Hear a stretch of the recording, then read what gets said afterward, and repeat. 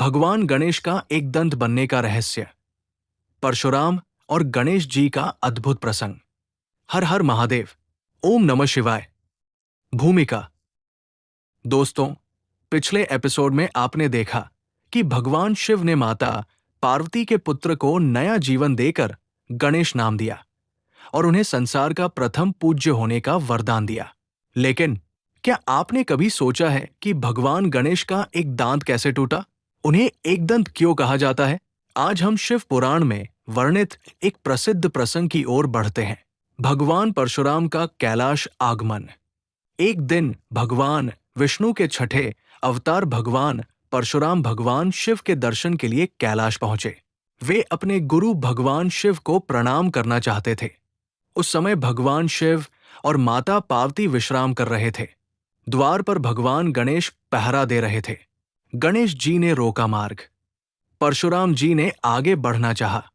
भगवान गणेश ने विनम्रता से कहा, भगवान, माता पिता विश्राम कर रहे हैं, कृपया कुछ समय प्रतीक्षा करें। परशुराम जी बोले, मैं अपने गुरु से मिलने आया हूं, मुझे कोई नहीं रोक सकता। लेकिन गणेश जी अपने कर्तव्य से पीछे नहीं हटे। उन्होंने हाथ जोड़कर फिर कहा, जब तक माता पिता की अनुमति नहीं मिलेगी, मैं किसी को भी भीतर नहीं जाने दूंगा। बढ़ा विवाद। धीरे धीरे दोनों के बीच वाद विवाद बढ़ गया। धार्मिक परंपराओं के अनुसार बात संघर्ष तक पहुंच गई। परशुराम जी ने कई बार समझाने का प्रयास किया, लेकिन गणेश जी अपने कर्तव्य पर अटल रहे। उनके लिए माता पिता की आज्ञा सबसे बड़ा धर्म थी। परशु का प्रहार। अंत में भगवान परशुराम ने अपना दिव्य परशु फरसा उठाया। ये वही परशु था जो उन्हें भगवान शिव से प्राप्त हुआ था। गणेश जी ने उसे देखा और मन ही मन विचार किया, ये मेरे पिता का दिया हुआ अस्त्र है, इसका अपमान नहीं होना चाहिए। उन्होंने उसका प्रतिकार नहीं किया। धार्मिक परंपराओं के अनुसार परशु उनके एक दांत से टकराया और उनका एक दांत टूट गया। उसी दिन से भगवान गणेश एकदंत नाम से प्रसिद्ध हुए। महादेव का आगमन। शोर सुनकर भगवान शिव और माता पार्वती बाहर आए। उन्होंने पूरी घटना जानी। भगवान परशुराम को अपनी भूल का एहसास हुआ। उन्होंने भगवान गणेश से क्षमा मांगी। गणेश जी ने मुस्कुराकर उन्हें क्षमा कर दिया। महादेव ने कहा, जो क्षमा करना जानता है वही वास्तव में महान होता है। एक दंत नाम का महत्व। तब भगवान शिव ने कहा, आज से संसार तुम्हें एक दंत के नाम से भी जानेगा। भगवान गणेश का टूटा हुआ दांत त्याग, धैर्य, विनम्रता और कर्तव्य के प्रति समर्पण का प्रतीक माना गया। इस कथा से मिलने वाली सीख। ये प्रसंग हमें सिखाता है, माता पिता की आज्ञा का पालन सर्वोच्च कर्तव्य है। क्रोध की अपेक्षा क्षमा अधिक शक्तिशाली होती है। सच्चा वीर वही है जो धर्म की रक्षा करे। विनम्रता और त्याग मनुष्य को महान बनाते हैं। लेकिन क्या आपने कभी सोचा है कि भगवान गणेश ने अपने उसी टूटे हुए दांत से संसार का सबसे महान महाकाव्य महाभारत क्यों लिखा? आइए इस अद्भुत कथा को जानते हैं। महर्षि वेदव्यास का संकल्प। धार्मिक परंपराओं के अनुसार महर्षि वेदव्यास ने निश्चय किया कि महाभारत के महान इतिहास को लिखित रूप दिया जाए, ताकि आने वाली पीढ़ियां धर्म, कर्म और सत्य का मार्ग समझ सकें। लेकिन समस्या यह थी कि इतना विशाल ग्रंथ कौन लिखे? उन्हें ऐसे लेखक की आवश्यकता थी जो असाधारण बुद्धि, धैर्य और एकाग्रता रखता हो। ब्रह्मा जी का सुझाव। कथा के अनुसार महर्षि वेदव्यास ने भगवान ब्रह्मा से मार्गदर्शन मांगा। ब्रह्मा जी ने कहा, इस महान कार्य के लिए भगवान श्रीगणेश से श्रेष्ठ कोई नहीं। वे बुद्धि, विवेक और लेखन कौशल के देवता है। महर्षि वेदव्यास तुरंत भगवान गणेश के पास पहुंचे। भगवान गणेश की शर्त। महर्षि वेदव्यास ने विनम्रता से कहा, प्रभु, कृपया महाभारत को लिखने में मेरी सहायता करें। भगवान गणेश ने मुस्कुराकर उत्तर दिया, मैं ये कार्य करूंगा, लेकिन मेरी एक शर्त है, आप बिना रुके श्लोक सुनाएंगे। यदि आप बीच में रुके तो मैं लेखन बंद कर दूंगा। महर्षि वेदव्यास ने ये शर्त स्वीकार कर ली। वेदव्यास की शर्त। इसके बाद महर्षि वेदव्यास ने भी एक शर्त रखी। उन्होंने कहा, प्रभु, आप जिस भी श्लोक को लिखें, पहले उसका अर्थ पूरी तरह समझ लें। भगवान गणेश मुस्कुराएं और बोले, ऐसा ही होगा। इस प्रकार दोनों की सहमति से महाभारत लिखने का कार्य आरंभ हुआ। टूटा हुआ दांत बना लेखनी। धार्मिक परंपराओं के अनुसार लिखते समय एक क्षण ऐसा आया जब भगवान गणेश की लेखनी टूट गई। महान कार्य में कोई बाधा न आए, इसलिए उन्होंने बिना देर किए अपना टूटा हुआ दांत तोड़कर उसे ही लेखनी बना लिया और लेखन जारी रखा। यही कारण है कि भगवान गणेश को ज्ञान, समर्पण और त्याग का प्रतीक माना जाता है। महाभारत की रचना पूर्ण हुई। कई दिनों तक निरंतर यह दिव्य कार्य चलता रहा। महर्षि वेदव्यास श्लोक सुनाते रहे और भगवान गणेश उन्हें लिखते रहे। अंततः संसार को महाभारत जैसा महान महाकाव्य प्राप्त हुआ, जो आज भी धर्म, नीति और जीवन का महत्वपूर्ण मार्गदर्शक माना जाता है। इस कथा से मिलने वाली सीख, यह कथा हमें सिखाती है, महान कार्यों के लिए धैर्य और समर्पण आवश्यक है। ज्ञान तभी सार्थक है जब उसके साथ अनुशासन भी हो। कठिनाइयां आएं तब भी लक्ष्य से पीछे नहीं हटना चाहिए। भगवान गणेश त्याग, बुद्धि और दृढ़ संकल्प के आदर्श हैं। लेकिन क्या आपने कभी सोचा है कि भगवान गणेश और उनके बड़े भाई भगवान कार्तिकेय के बीच पूरी पृथ्वी की परिक्रमा करने की प्रतियोगिता क्यों हुई, और कैसे भगवान गणेश ने अपनी बुद्धि से यह प्रतियोगिता जीत ली? आइए इस अद्भुत कथा को जानते हैं। दोनों भाइयों के बीच प्रश्न।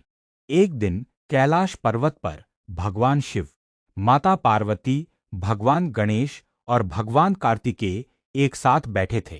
तभी देवताओं के बीच यह चर्चा हुई कि दोनों पुत्रों में पहले किसका विवाह होना चाहिए।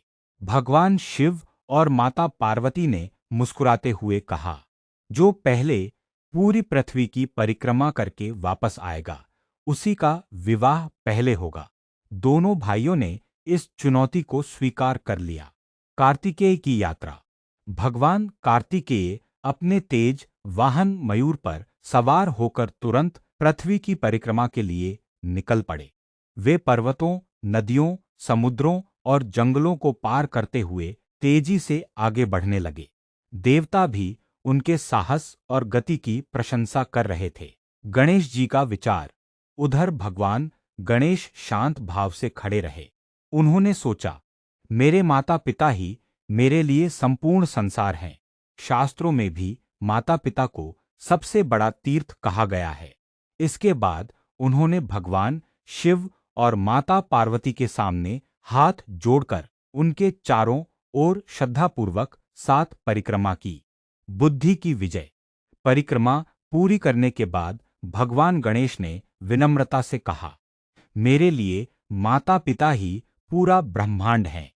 उनकी परिक्रमा करना ही पृथ्वी और समस्त लोकों की परिक्रमा के समान है। भगवान शिव और माता पार्वती यह उत्तर सुनकर अत्यंत प्रसन्न हुए।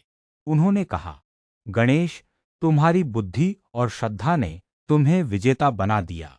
देवताओं ने भी भगवान गणेश की प्रशंसा की। कार्तिकेय की वापसी। कुछ समय बाद भगवान कार्तिकेय पूरी पृथ्वी की परिक्रमा करके लौटे। उन्हें ज्ञात हुआ कि भगवान गणेश पहले ही विजेता घोषित किए जा चुके हैं। पहले तो उन्हें आश्चर्य हुआ, लेकिन जब भगवान शिव ने पूरी बात समझाई, तब उन्होंने भी अपने छोटे भाई की बुद्धिमत्ता को स्वीकार किया। उन्होंने भगवान गणेश को गले लगाया। इस कथा से मिलने वाली सीख। यह कथा हमें सिखाती है, केवल बल और गति ही नहीं, बुद्धि और विवेक भी सफलता दिलाते हैं। माता पिता का सम्मान सबसे बड़ा धर्म है। सच्ची श्रद्धा से किया गया कार्य सबसे श्रेष्ठ माना जाता है। विनम्रता और बुद्धिमत्ता जीवन की सबसे बड़ी शक्तियां हैं। लेकिन क्या आपने कभी सोचा है कि उस घटना के बाद भगवान कार्तिकेय ने कैलाश छोड़ने का निर्णय क्यों लिया? आइए शिव पुराण की इस भावपूर्ण कथा को जानते हैं। कार्तिकेय का मौन।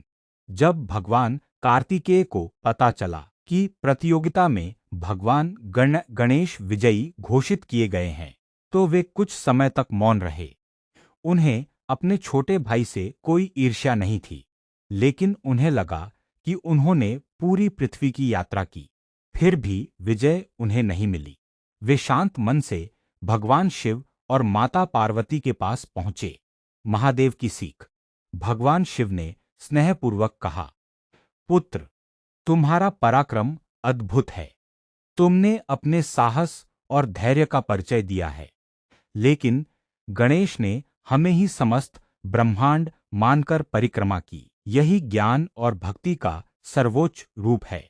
माता पार्वती ने भी कार्तिकेय को समझाया, तुम दोनों हमारे लिए समान हो। एक बल का प्रतीक है तो दूसरा बुद्धि का। कार्तिकेय ने विनम्रता से माता पिता के चरण स्पर्श किए। कैलाश छोड़ने का निर्णय। धार्मिक परंपराओं के अनुसार भगवान कार्तिकेय ने कुछ समय बाद तप और साधना के लिए कैलाश से दक्षिण दिशा की ओर प्रस्थान करने का निर्णय लिया। उन्होंने कहा, मैं अब अपना जीवन धर्म की रक्षा, तपस्या और लोक कल्याण के लिए समर्पित करूंगा। भगवान शिव और माता पार्वती ने उन्हें आशीर्वाद दिया। दक्षिण भारत में निवास। कथा के अनुसार भगवान कार्तिकेय दक्षिण भारत के पर्वतीय क्षेत्रों में जाकर तपस्या करने लगे। समय के साथ वहां उनके अनेक प्रसिद्ध मंदिर स्थापित हुए। श्रद्धालु उन्हें मुरुगन, स्कंद, सुब्रह्मण्य और कार्तिकेय जैसे अनेक नामों से पूजने लगे। कार्तिकेय का संदेश। भगवान कार्तिकेय केवल युद्ध के देवता नहीं हैं। वे साहस, अनुशासन, संयम और धर्म की रक्षा के प्रतीक माने जाते हैं। उनका जीवन हमें सिखाता है कि हार या निराशा के बाद भी मनुष्य को अपने कर्तव्य और साधना के मार्ग पर आगे बढ़ते रहना चाहिए। इस कथा से मिलने वाली सीख। यह कथा हमें सिखाती है, भाई बहनों के बीच प्रेम और सम्मान सबसे बड़ा धन है। हार मिलने पर भी मन में कटुता नहीं रखनी चाहिए। तप, अनुशासन और कर्तव्य जीवन को महान बनाते हैं। भगवान कार्तिकेय साहस और आत्मसंयम के आदर्श हैं।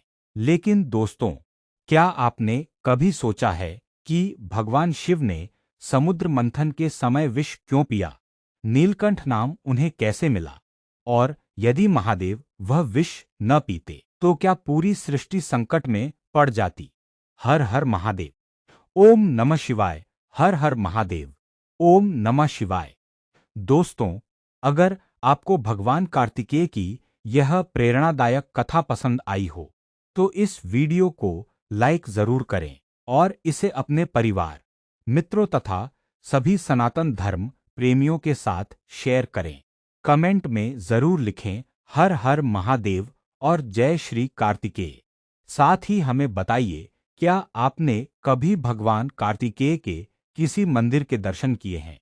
यदि आप शिव पुराण की पूरी श्रृंखला बिना कोई एपिसोड छोड़े देखना चाहते हैं तो हमारे चैनल को सब्सक्राइब करें और बेल आइकन दबाना बिल्कुल न भूलें।